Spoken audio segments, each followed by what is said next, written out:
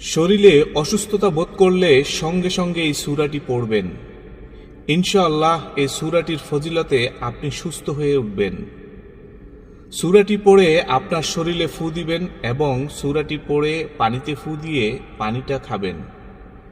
আল্লাহ তাআলা আপনাকে দ্রুত সুস্থতা দান করবে। আপনার একটি শেয়ারে অসংখ্য অজানা মানুষ এই সূরাটির আমল করবে, তার বিনিময়ে আল্লাহ তাআলা আপনাকে অসংখ্য অগণিত নেকির অংশীদার বানাবেন। সূরাটি হচ্ছে সূরাতুল ফাতিহা। এটির আরও একটি নাম রয়েছে আয়াতুশ শিফা। আমার সাথে পড়ুন, বিসমিল্লাহির রহমানির রহিম।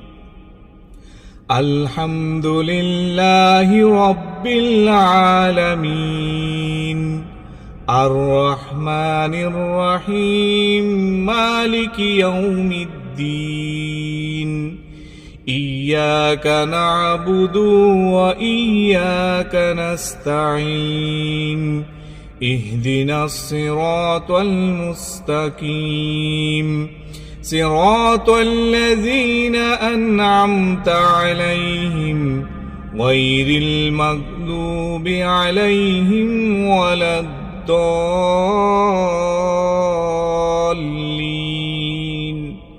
আমিন।